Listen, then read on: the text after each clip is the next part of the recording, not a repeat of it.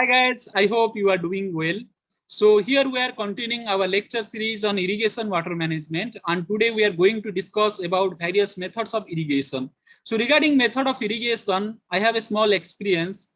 When I was a student like you, I used to think that the method of irrigation is the easiest chapter in irrigation management. But the actual thing is that in method of irrigation also there are lots of concepts. So based on these concepts, I have prepared several questions for your JRF examinations or any kind of competitive examination. So today we'll try to solve these questions side by side. We'll also try to understand the concepts behind these questions. So this video is going to be very interesting. So keep watching this video. I would like to inform you that we are nearer to 1,000 subscribers. So when we hit the 1,000 benchmark, I will try to come live on YouTube to have an interaction with you so that we can discuss your examination preparation strategy. So do subscribe this channel quickly so that we can have a live interaction. Okay. So you can also follow me on Instagram or Telegram to get notifications related to our video lecture series. The links are in the description box. Then coming back to our lecture on method of irrigation, it is the overall classification of various methods of irrigation. Here we can see the method of irrigation can broadly classified into surface irrigation, overhead or sprinkler irrigation. Overhead irrigation is also known as sprinkler irrigation and drip irrigation. Okay. So now we'll discuss surface irrigation, overhead irrigation, and drip irrigation one by one. So first we'll see the surface irrigation. So surface irrigation can be classified into wild flooding or controlled flooding, and controlled flooding can be classified into check basin or basin. Here basin means ring basin, and border strip and furrow irrigation. And there are also different modification of furrow irrigations like surge irrigation, cablegation, and corrugation. So now in this video lecture, we are going to discuss about various surface irrigation methods. So based on surface irrigation method concepts, I have prepared several questions. So now we'll try to solve these questions side by side. We'll try to understand the concepts. So let's start it. So coming to the first question, that is the surface irrigation should be practiced in soil having infiltration rate less than 3 centimeter per hour or more than 3 centimeter per hour, less than 5 centimeter per hour or more than 5 centimeter per hour. So the correct answer of this question is it should be less than 3 centimeter per hour. So here we are discussing about various factors that are affecting the choice of method of irrigation. Whether we should go for surface irrigation, whether you should go for sprinkler or drip irrigation. So various factors decide the type of or method of irrigation. Okay, so now we are going to discuss about various method of irrigation, and this question is based on the soil or soil texture determining the method of irrigation. So remember this thing, when the soil texture is sandy then or light texture soil, we should go for sprinkler or drip irrigation. Okay, and if the texture of soil is heavy texture soil having infiltration less than 3 centimeter per hour, then we should go for surface method of irrigation. This is because when the infiltration rate is higher in light texture soil, there is a chance that the percolation loss will be more, because due to more infiltration, more percolation loss will be there. So if we will expose the soil area more to the irrigation water, means we are applying the irrigation water throughout the soil surface, then there is more chance that more percolation loss will be there. So to avoid that, we should follow sprinkler or drip irrigation. So remember this thing, if the soil is sandy or light texture soil having more than 3 centimeter per hour infiltration rate, then the irrigation type or irrigation method should be sprinkler or drip irrigation. And if it is heavy texture soil having less than 3 centimeter per hour, then we should go for surface method of irrigation. Okay, so based on this concept, there are also several parameters that also decide the method of irrigation. Now I'll read out one by one, and if you know the answer, then try to give the correct answer in the comment box. So the options are 3, that is surface irrigation or sprinkler irrigation or drip irrigation. Okay, so you have 3 options. You have to choose whether you should go for surface irrigation or sprinkler irrigation or drip irrigation. So I will read out one by one And if you know the correct answer, then don't forget to write in the comment section. Then coming to first, that is undulated topography. Undulated topography means the land is not leveled. Okay, so under that situation, which irrigation should you follow? Surface method of irrigation, sprinkler method of irrigation, or drip method of irrigation? So the correct answer is we should follow sprinkler method of irrigation. But the land, if the land is not that much undulated, means somewhat leveled also, then under that condition we can also go for drip irrigation. But if undulated topography is present, then we cannot follow surface method of irrigation because land is not leveled. Then coming to next, that is the strong windy area. Means if the wind velocity is higher, under that situation, which irrigation should be followed? So the correct answer is we can go for drip irrigation or surface irrigation. Under this situation, we cannot go for sprinkler irrigation because if wind velocity is higher, it means the water particles will blown away by the velocity of wind, and there will not be an uniform water distribution. So to avoid that, we should go for surface irrigation or drip irrigation. Then coming to next, that is if the irrigation purpose is supplementary irrigation, means this is not our main source of our major irrigation.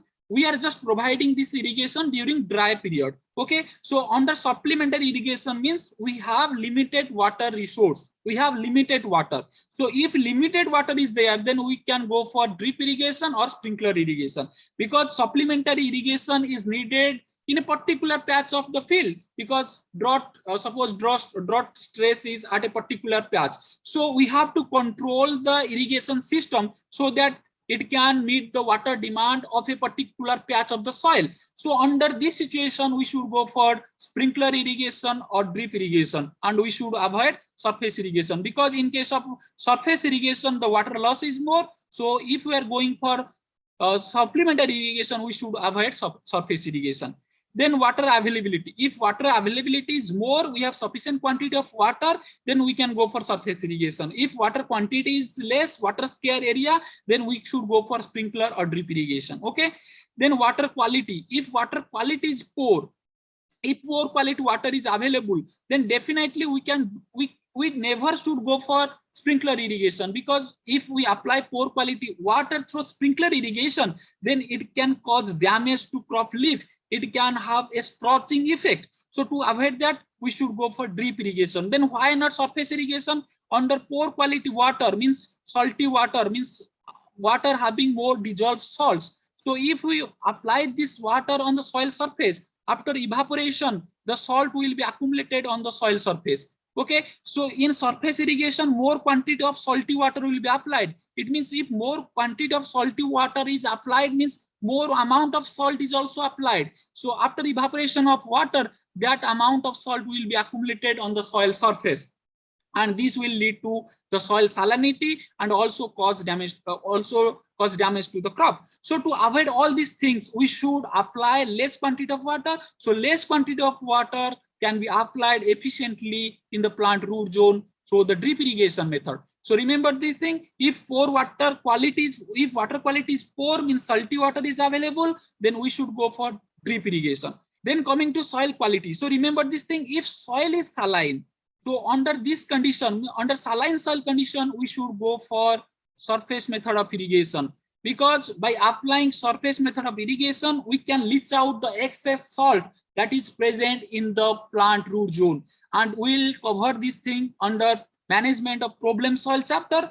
And there is another term, that is leaching requirement. Leaching requirement is the amount of water, the quantity of water that must pass through the plant root zone to leach out or to wash out the excess amount of salts from the plant root zone. So under saline soil condition, we should go for surface method of irrigation so that a good quality of water can be applied in a large amount to leach out the excess salt from the plant root zone.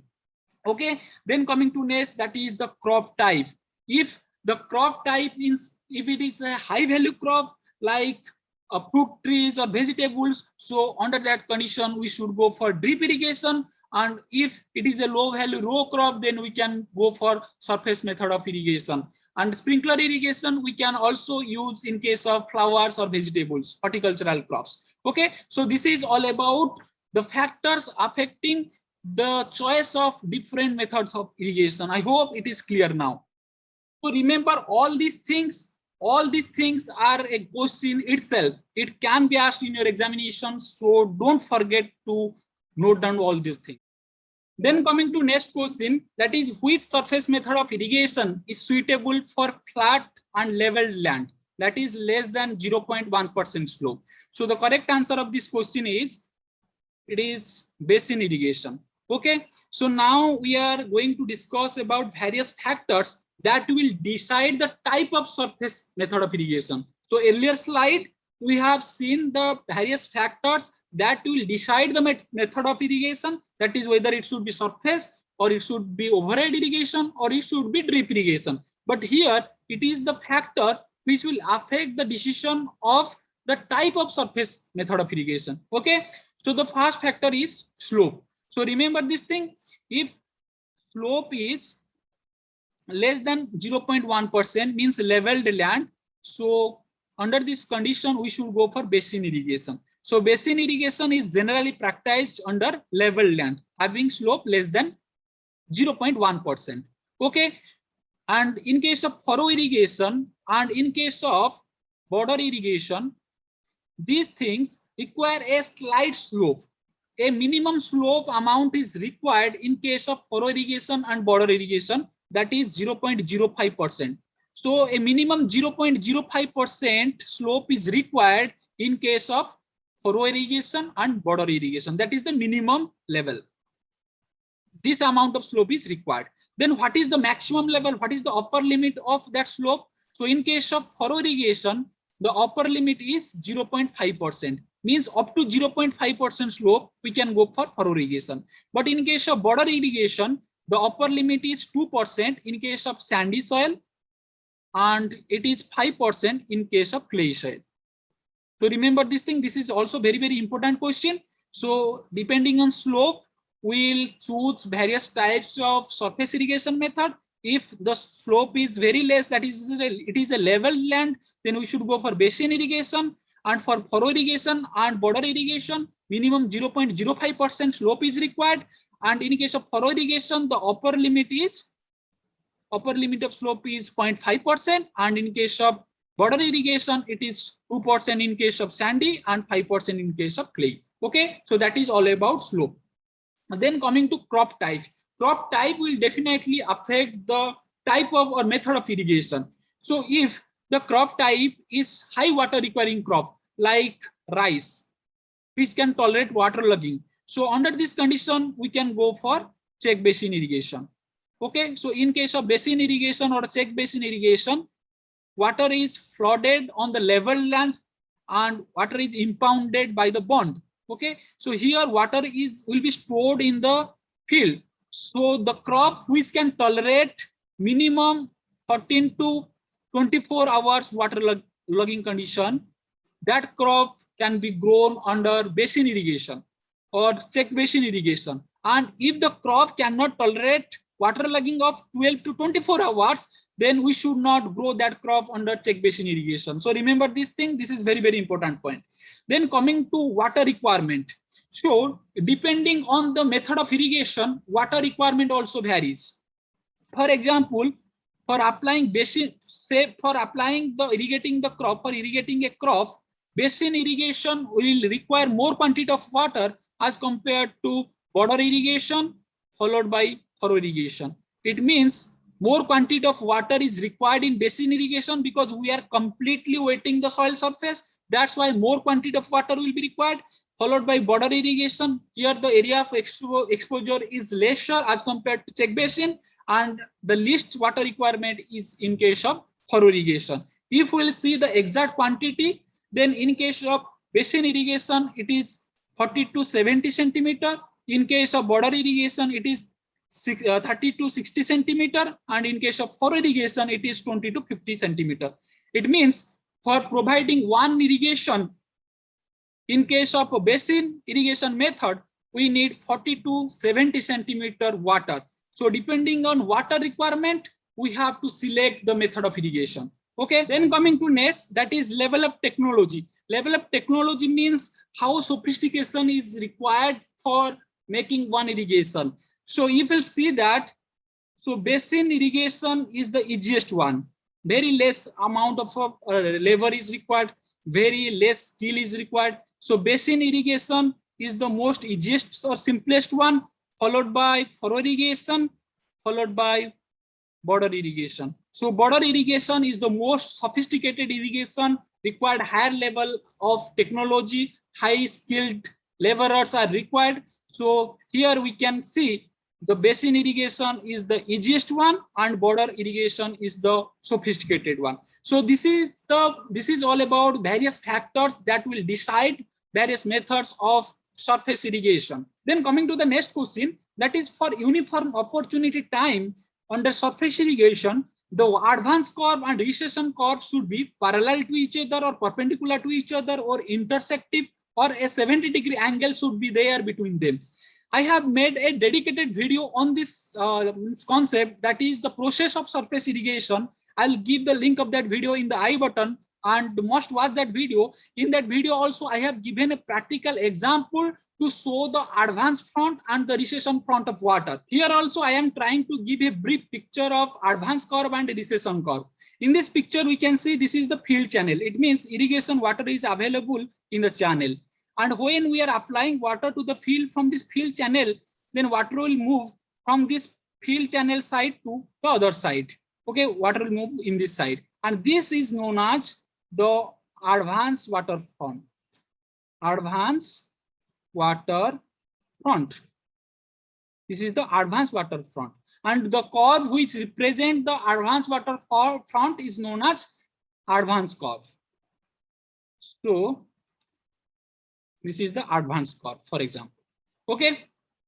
Then when the irrigation is completed, means water is reached the other side of the field, then we know there are 4 processes, that is advance process, followed by ponding or water storage process, then water depletion stage, then recession stage. So after completing all these 3 stages, when the recession stage will come, water will start infiltrating into the soil and there will be no water on the soil surface. And this is known as the recession. And when the water will recede from the side of channel towards the other side, this front is known as the recession front. Okay, water recession front. And when the water recession front and water advance fronts are parallel to each other, this is known as infiltration opportunity time. All these things we have already discussed in detail in that video. So don't forget to watch that conceptual video on various processes of surface method of irrigation. Okay, so here the correct answer of this question is it should be parallel to have the uniform opportunity time. Uniform opportunity time means the water distribution in the field will be uniform. This is the ideal situation, but under field condition, this uniform opportunity time is hardly achieved. Okay, then coming to next, that is which of the following is not a wild method of irrigation, wild flooding method of irrigation. So spade irrigation, tidal irrigation, floodplain irrigation, or corrugation. So here the corrugation is not the wild flood of method of irrigation because it is a controlled flooding method of irrigation. Then what is this spade irrigation? So remember this thing, spade irrigation is practiced in hilly areas, hilly dry areas, means in dry areas where small rivers are there, they can have a flash flood during high rainfall season. So in hilly areas, this water can be collected through pipes, or this water can be diverted by making bonds to the field channel, through the field channel, and from that field channel we can irrigate the crop field. This is known as spade irrigation. Remember this thing, spade irrigation is a wild flooding method of irrigation which is practiced in hilly dry areas. Okay, then another method of irrigation, that is floodplain irrigation. It is also a wild flooding method of irrigation, but this floodplain irrigation is practiced in dry areas in the large river basins. So in river basins, means in river plains, we can go for floodplain area, but this should be in dry areas, because in case of dry areas, some river can have their peak discharge during a small period of time. So during that period of time, we can bond the river plane. Suppose here river is flowing. So in the river plane, we can store the flash flood or the flooded water. We can impound the water, and after, when this water will be recede, we can grow crops. Okay, when this water will be recede, means water will be infiltrated, then soil moisture will be stored inside the soil pores. After that, we can grow crops. Okay, so this is known as flood method of irrigation, flood plain method of irrigation. Then what is the basic difference between spade irrigation and flood plain method of irrigation? In spade irrigation, we are practicing this hilly areas. This is also river, but here we are guiding the river water to the crop field. We are not growing the crop as such in the river plain. Okay, here we are guiding the flooded water to the crop field, and there we are growing crop. But in case of river plain irrigation or flood plain irrigation, we are growing the crop itself in the river plain, river basin. When the flood water of river is receded, we can grow crop. So that is known as flood plain method of irrigation. It is also a wild method of irrigation. Then coming to tidal irrigation. Tidal irrigation is also a wild flooding method of irrigation. It is practiced at the mouth of water, mouth of river, when it meets the sea, when the sea and river meets.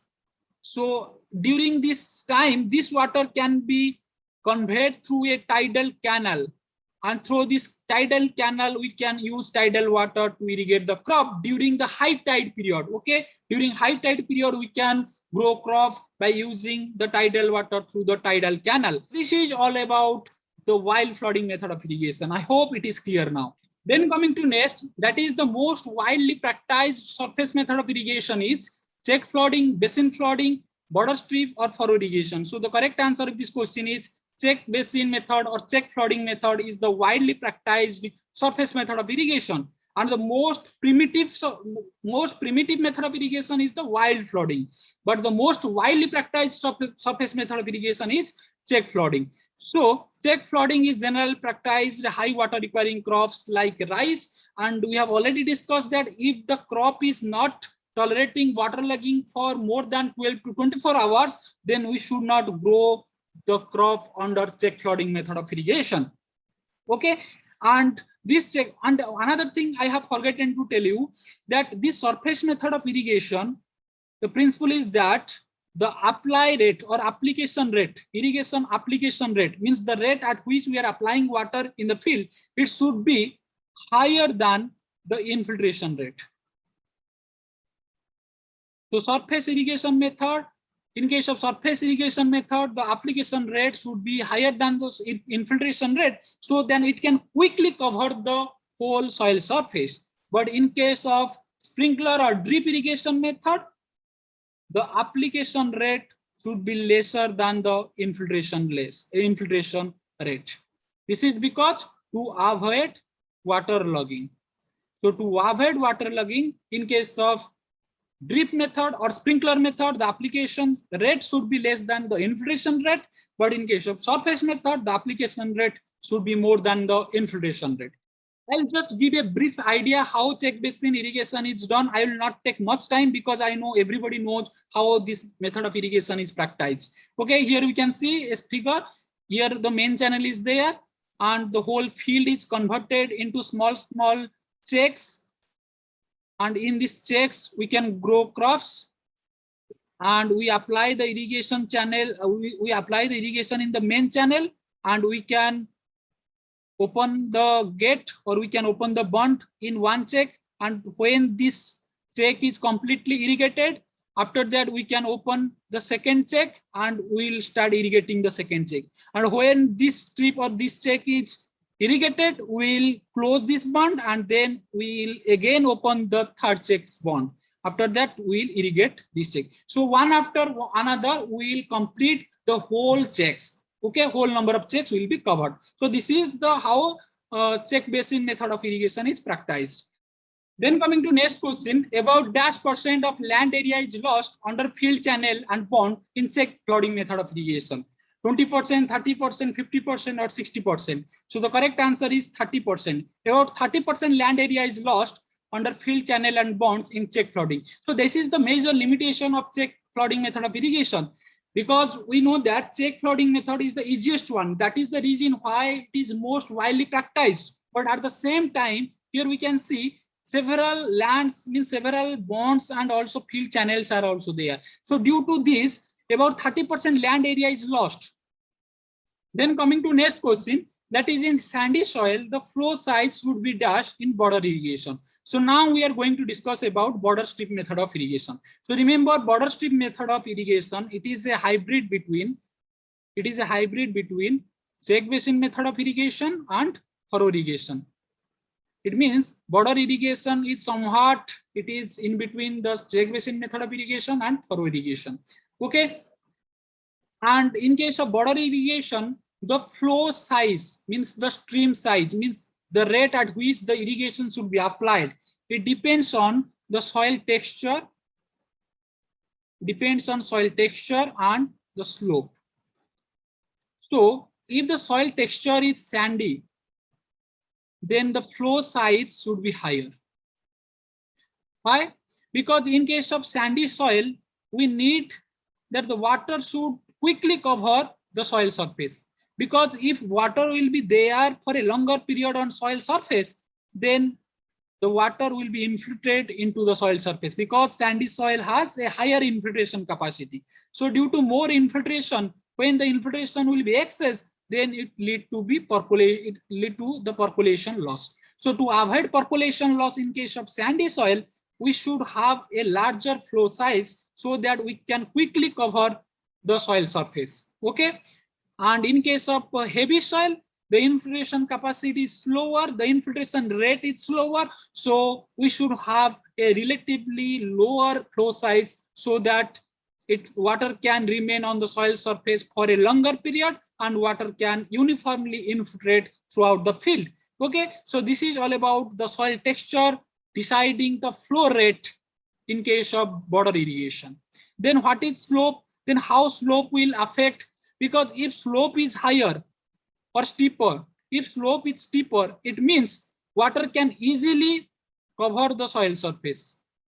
Okay, so in this case, the flow rate should be lower. Because in this case, if flow rate will be higher, it is already steeper and we are applying water at a higher rate, then soil erosion will be there. But if the slope is very mild, because soil surface is somewhat leveled, so under that case, we can have higher flow rate so that the water can easily cover the soil surface. So it is simple. If the soil texture is sandy, we should have larger flow rate. If the soil texture is heavy texture soil, then we should have low flow rate.